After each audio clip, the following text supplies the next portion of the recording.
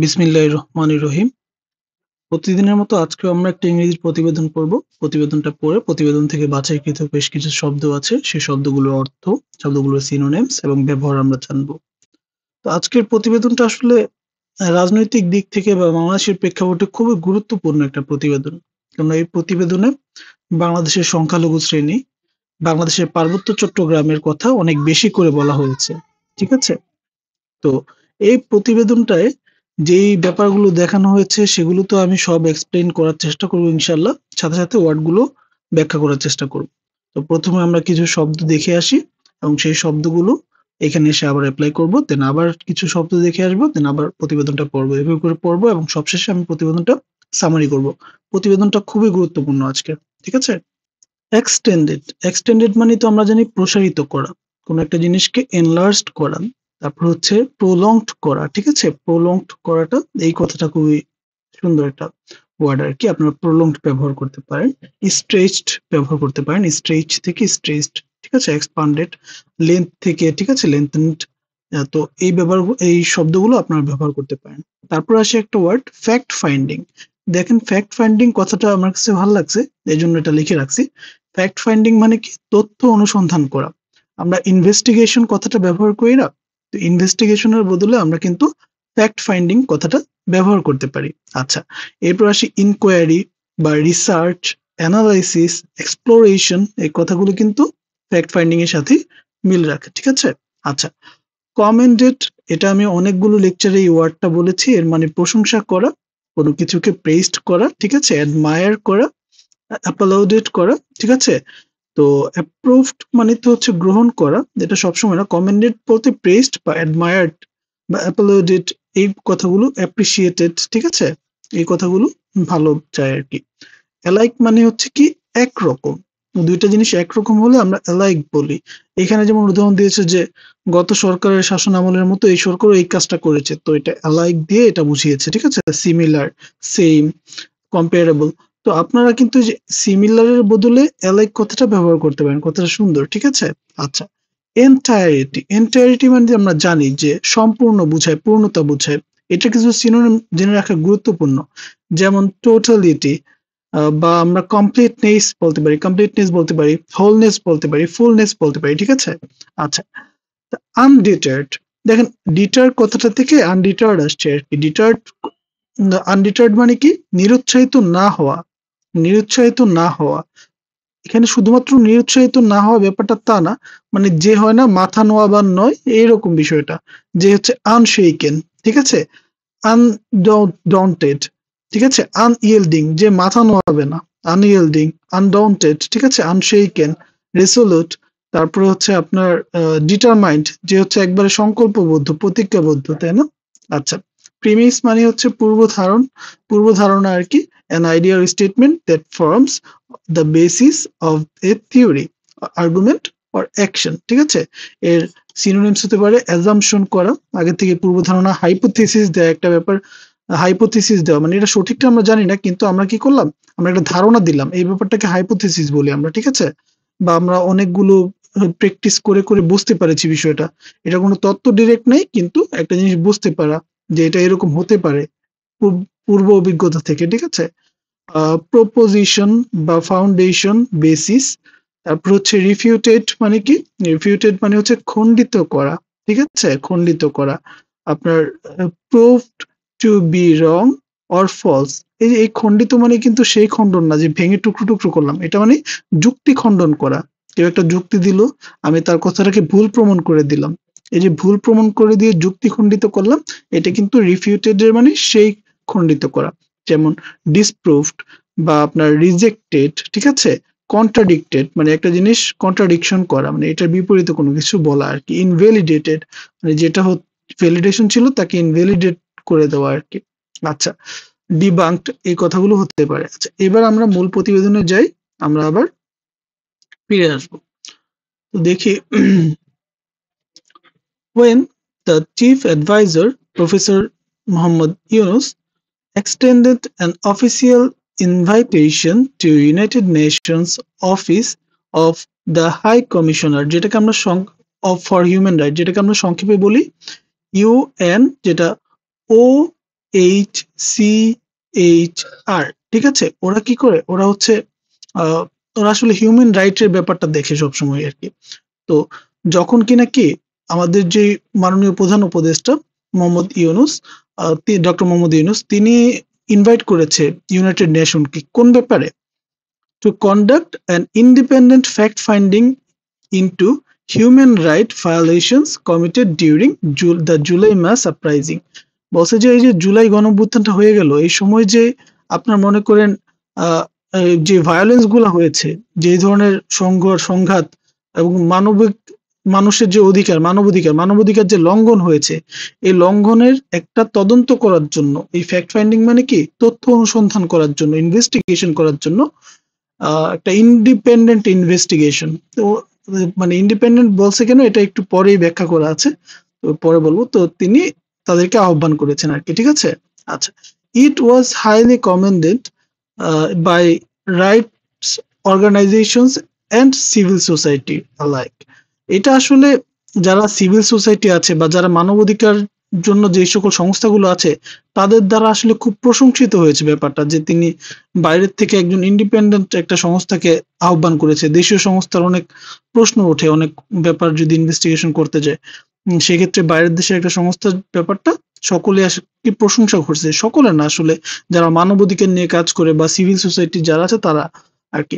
Accept, এই যে বললাম না সকলে না, কারা আসলে এই ব্যাপারটা প্রশংসা করে নেই, accept for those sections of the population, আমাদের জনগণের সেই সেকশনটা আসলে এটা পছন্দ করে নাই, এন্ড স্টেট, আমাদের রাষ্ট্রের এজেন্সিস, কারা, that had feared that exposing fact in their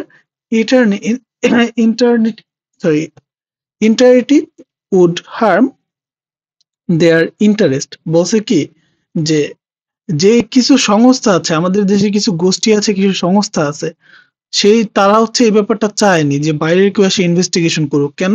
কেন তাদের কিছু ইন্টারেস্ট আছে, তাদের ইন্টারেস্টটা আসলে ক্ষতিগ্রস্ত হতে পারে এর মাধ্যমে, ঠিক আছে? His undeterred stand in finding facts finally made a way for the first ever UN fact-finding mission to Bangladesh। এখন দেখেন, এই হিজ বলতে ডক্টর মোহাম্মদ ইউনূসের কথা বলছে, যে উনি যে বলছে যে এটা করবেই, হ্যাঁ, ওনার এই যে একাগ্রতাটা, ঠিক আছে, এই কাজে ওনার যে আনইয়েল্ডিং যে ভাবটা, এই ভাবটাই আসলে এই প্রথম বাংলাদেশে ইউএন থেকে ফ্যাক্ট ফাইন্ডিং করতে বা ইনভেস্টিগেশন করতে কোন একটা মিশন বাংলাদেশে আসতে পারলো, ঠিক আছে? সিন্স ইন্ডিপেন্ডেন্স, স্বাধীনতার পরে কিন্তু এটা প্রথম, এটা একটা রিমার্কেবল ঘটনা আর কি। The premise that Human Rights Council mandated investigation would have greater independence and credibility than that led by domestic institutions could not be refuted even by the harshest critics of the interim government। দেখেন একটা সুন্দর কথা বলছে, যে এই যে আমাদের ব্যাপারটা, এই যে দ্য প্রিমিস বলতে কি বুঝাইছি, যে পূর্ব ধারণা করা যায় একটা বিষয়, কি বিষয় এটা, যে হিউম্যান রাইটস যে কাউন্সিলটা আছে, তারা যে ইনভেস্টিগেশনটা করবে, এই ইনভেস্টিগেশনটা কিন্তু কি হবে, এটা আরো বেশি ইন্ডিপেন্ডেন্স হবে। তার মানে আমাদের দেশের কোনো একটা পজিশন করলে সেখানে অনেকের প্রভাব থাকতো, বিষয়টা এই এর বেশি দোষারোপ করো, এই এর একটু কম করে একটু সাইড রাখো, কিন্তু এখন ব্যাপারটা এই সকল ঝামেলা মুক্ত হবে, যে কারণে দেখা যাবে কি, and it will be more credible, এটা ক্রেডিবিলিটি বেশি হবে, এটা বিশ্বাসযোগ্যতা বেশি হবে, ঠিক আছে? আচ্ছা, then that led by domestic institution, আমাদের যে ডোমেস্টিক ইনস্টিটিউশন গুলো আছে, মানে আমাদের স্বদেশীয় যে ইনস্টিটিউশন গুলো আছে, এগুলার থেকে এই বাইরের দেশ থেকে কেউ এসে করলে ব্যাপারটা আরো কি হবে, আরো বেশি ভালো হবে আমাদের জন্য, ঠিক আছে? আমাদের জন্য ভালো হবে না, মানে ব্যাপারটা আরো স্বচ্ছ হবে, আরো বিশ্বাসযোগ্য হবে, বিষয়টা বুঝাইছে আর কি। Could not be refuted even by the harshest critics of the interim government।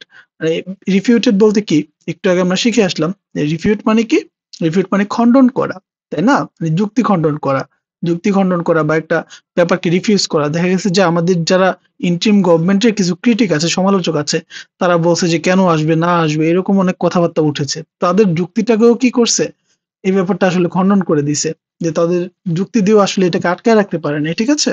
আচ্ছা, তো যাই হোক, during the initial post mass uprising period, আমাদের যে এই গণঅভ্যুত্থানের শুরুর দিকে যে সময়টা আর কি, ইট বিকেম অ্যাপারেন্ট, এটা খুব স্বচ্ছ হয়ে গেছে, that the interim government would face an upheaval battle to bringing the perpetrators of mass atrocity to justice, since along with several objectionable action taken by security agencies in apprehending top leaders of the fallen regime.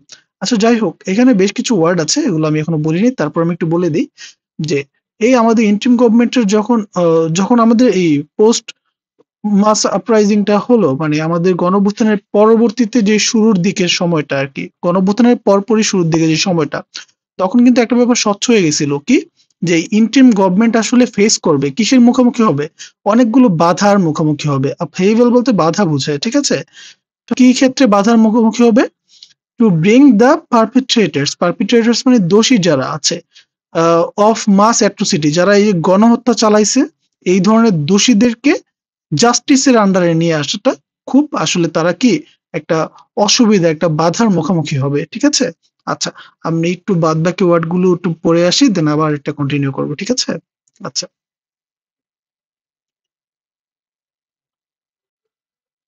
আচ্ছা, আপহেভেল বলতে এই যে বিপর্যয় বুঝায়, ঠিক আছে?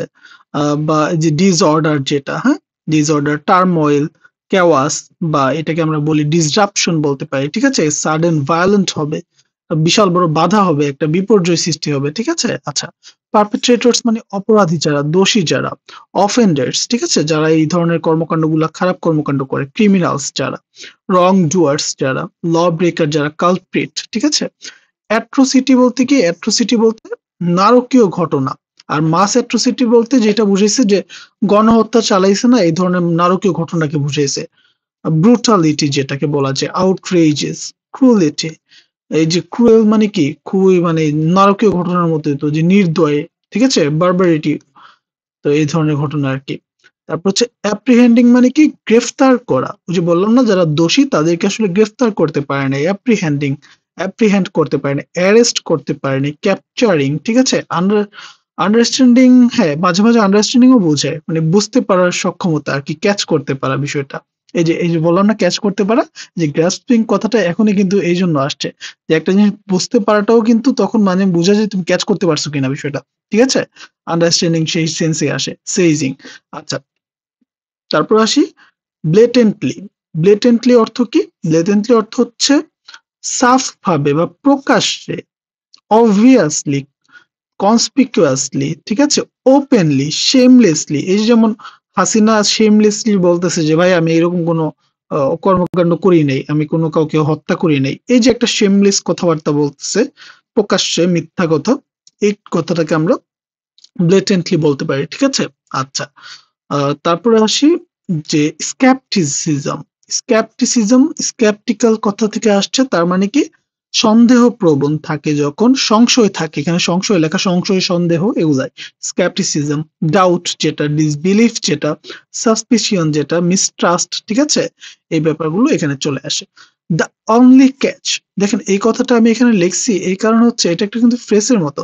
The only catch, বলি না কোনো একটা কাজে ভাই একমাত্র বাধা হইছো এটা তুই কেন যাবি না, এইরকম বিষয় দ্য অনলি কেচ, ঠিক আছে? তো এখানে the single issue or condition that complicated a situation, বলছে যে একটা সিঙ্গেল ব্যাপার যেটাই একটা সিচুয়েশনকে কমপ্লিকেটেড করে, এটা হচ্ছে the only catch. The only catch is this dot dot dot dot. তো এই ব্যাপারটা, কন্ডিশন, লিমিটেশন, এক্সেপশনস, ঠিক আছে, স্টিপুলেশনস, এই ব্যাপারগুলো হচ্ছে একমাত্র বাধা বুঝে। আচ্ছা, এন্ডোর্স মানে কি? এন্ডোর্স মানে সমর্থিত, approved, supported, recommended, authorised, validated. তো আমরা বেশ কয়েকটা ওয়ার্ড শিখলাম, যে এন্ডোর্স মানে সমর্থিত, দ্য অনলি কেচ মানে একমাত্র বাধা, স্কেপটিসিজম, ব্লেটেন্টলি মানে প্রকাশ্যে, শেমলেসলি বলতেছে, অ্যাপ্রিহেন্ডিং গ্রেফতার করা, অ্যাট্রোসিটি বুঝি, পারপেট্রেটরস বুঝছি, আপহেভাল বুঝছি বিপর্যয়। তো আমরা এখন মূল প্রতিবেদনে ফিরে যাই, আমরা আবার এখানে আসবো, ঠিক আছে? তো যেটা বললাম যে during the initial post mass uprising period, যখন মানে আমাদের এই জুলাই গণ অভ্যুত্থানটা হয়ে গেল, তার পরপরই যে পিরিয়ডটা, সেই পিরিয়ডে যে ইন্টারিম গভর্নমেন্ট আসছে, সে সবচেয়ে বেশি যেটা ফেস করবে সেটা হচ্ছে কি একটা বিপর্যয় ফেস করবে, যে পারপিট্রেটরস যারা আছে, যারা আর কি দোষী এই মাস অ্যাট্রোসিটির, হ্যাঁ, নারকীয় এই হত্যাকাণ্ডের, তাদের জাস্টিসের মধ্যে আনাটার একটা মুখোমুখি হবে, যে একটা বিপর্যয়ের মুখোমুখি হবে তখন আর কি। Along with several objectionable actions taken by security agencies, মানে এর সাথে সাথে আবার কি আছে, যে আমাদের নিরাপত্তা যে এজেন্সি গুলো আছে এরাও তো তখন অনেক কুকর্ম করে বেড়াইছে, তাই না? তো এখন তাদের পক্ষ থেকেও তো একটা কি আসে, একটা বাধার ব্যাপারগুলো চলে আসে কিন্তু, in apprehending top leaders of the fallen regime. এবং তারা সবচেয়ে বেশি বাধা দিতেছে কোথায়, তারা সবচেয়ে বেশি কাজ করতে চাইতেছে না কোথায়, যে অবজেকশনেবল অ্যাকশন কোথায় হইতেছে, যে এই যে যে সরকার পড়ে গেছে, আওয়ামী লীগ সরকার, এই আওয়ামী লীগের যে টপ লিডার আছে তাদের ধরার ক্ষেত্রে দেখা যায় যে তারা আসলে অগ্রণী ভূমিকা পালন করতেছে না। The elements of Awami League regime, ঠিক আছে, including the ousted prime minister herself.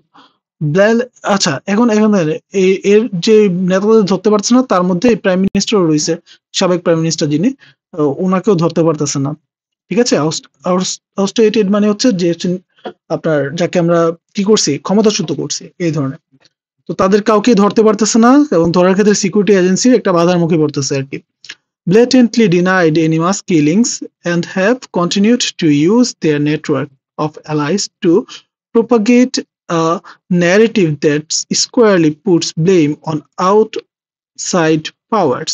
কি পরিমাণে একটা মানে লজ্জাজনক বিষয় দেখেন, একে তো হচ্ছে এতগুলো মানুষ মারছে, মারার পরও সে অস্বীকার করতেছে, ডিনাই করতেছে, মানে প্রকাশ্যে ডিনাই করতেছে, নির্লজ্জ ভাবে ডিনাই করতেছে যে এই ধরনের আহ, গণহত্যা তিনি চালায় নাই বা তার সরকার চালায় নাই, এবং তার যে মিত্ররা আছে ওই সরকারের মিত্ররা তারা প্রোপাগেট করতেছে, বাইরে ছড়াচ্ছে, কি একটা কথা ছড়াচ্ছে, যে এই ব্যাপারগুলো বাইরের কোনো শক্তি করেছে, আউটসাইড পাওয়ার করেছে, ঠিক আছে।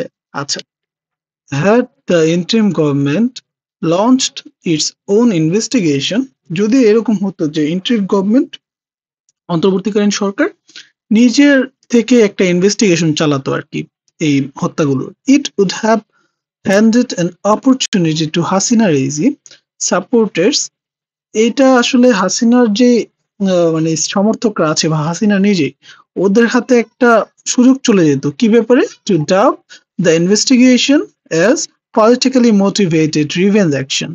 এটা আসলে তখন বলতো যে এই তাদের শাসন ব্যবস্থার বিরুদ্ধে এটা হচ্ছে কি রাজনৈতিক ভাবে মোটিভেটেড একটা কর্মকাণ্ড, ঠিক আছে। তো এটা যদি কখনো, তো যদি ইন্টারিম গভর্নমেন্ট নিজে এটা করাতো, কিন্তু তিনি তো করেন নাই, তিনি বাইরের থেকে আনছে আর কি। Given that such revenge tactics to disempower or criminalize opponent political forces have always stopped the much due list for every incoming government in the past, মানে গত বছরের গত যেই ব্যাপারগুলো হয়েছে, যে একটা সরকার আসলে আরেক সরকারকে দোষারোপ করতো, মানে এই ব্যাপারটা বলেই আসলে চালায় যেত যে এই সরকার আসছে আমাদের তো এখন এরকম দোষারোপ করবি, এরকম বলে চালায় যেত। An investigation led by domestic institution would certainly have invited much skepticism about the impartiality of the investigation from both citizen and the watchful international community.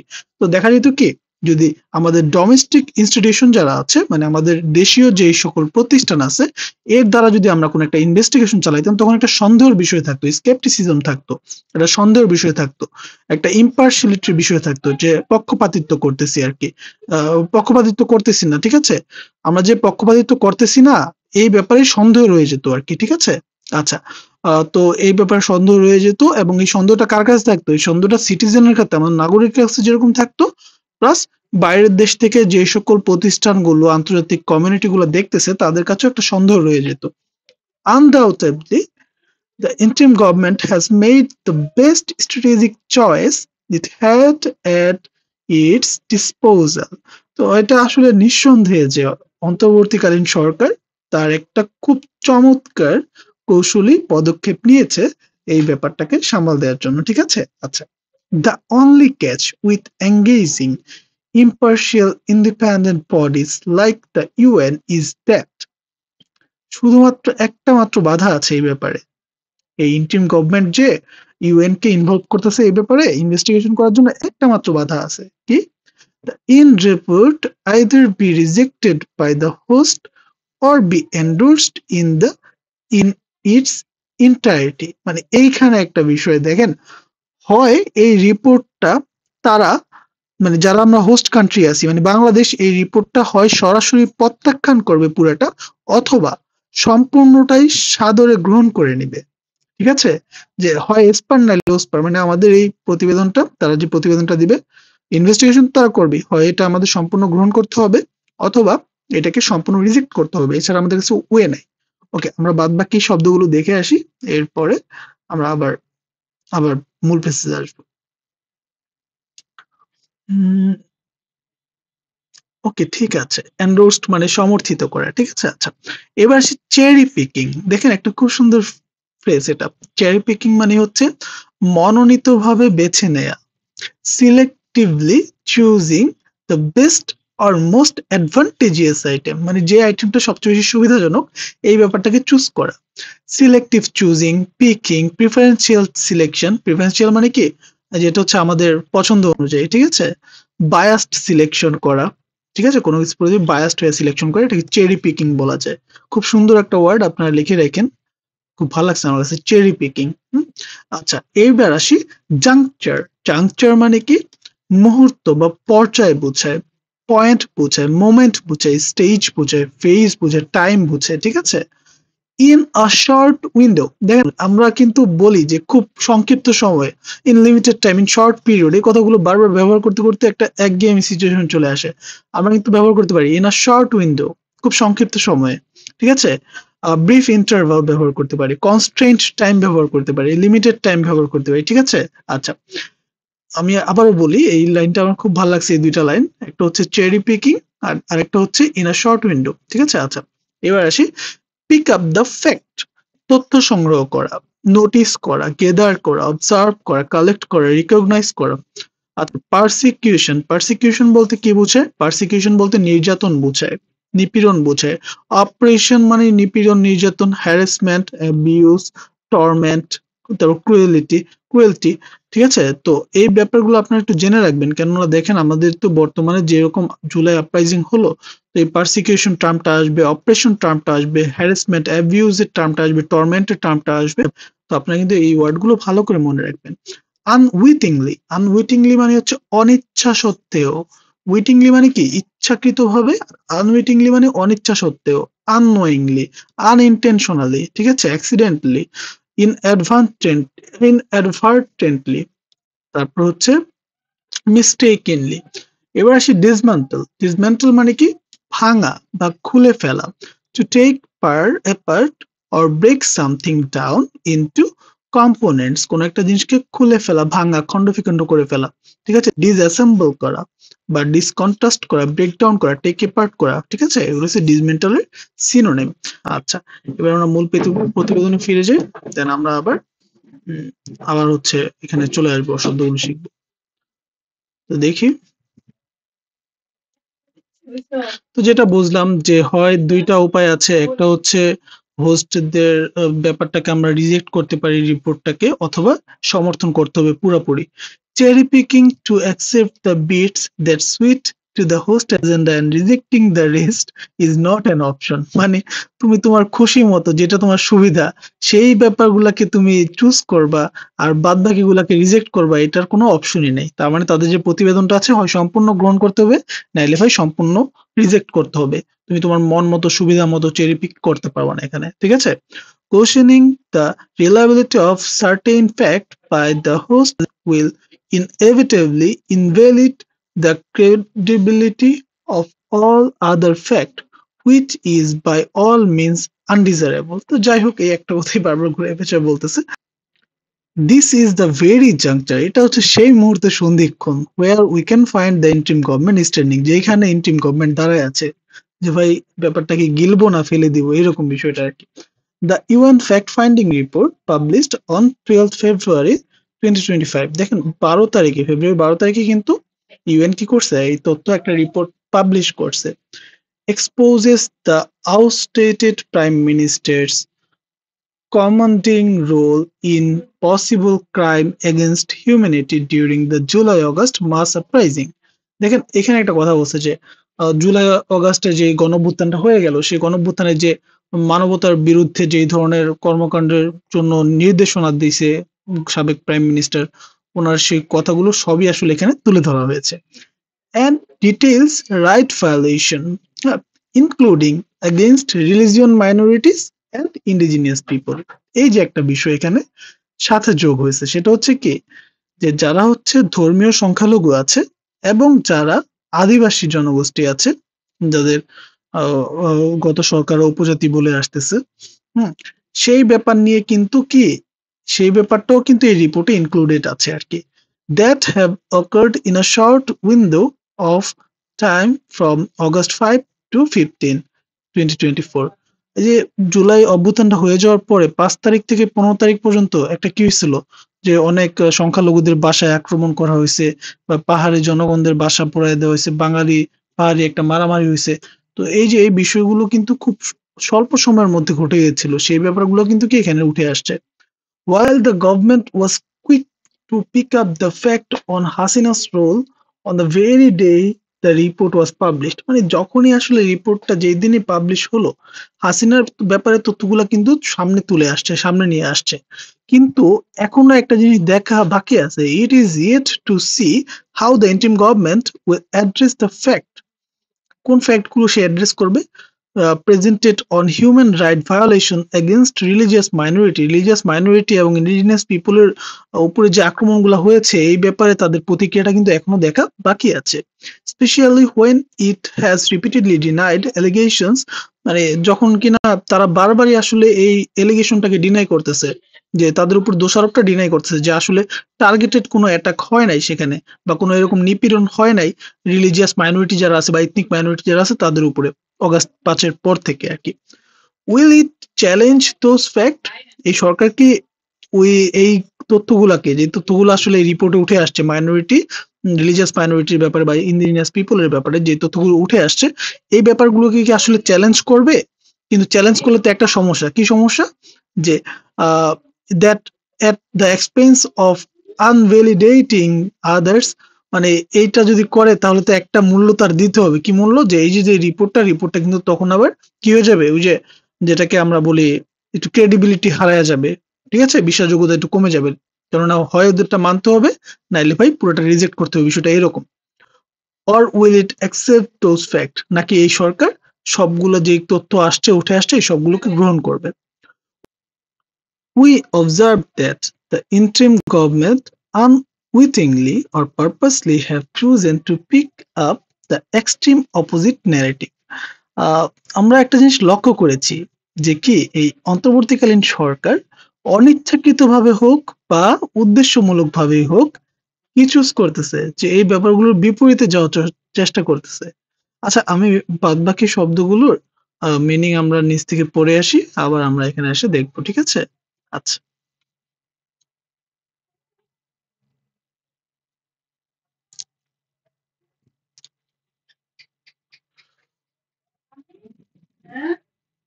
আচ্ছা, ডিসমেন্টল মানে তো আমরা দেখলাম যে ভাঙা ভাঙা বা খুলে ফেলা, সবকিছু ডিস্ট্রয় করা, ঠিক আছে।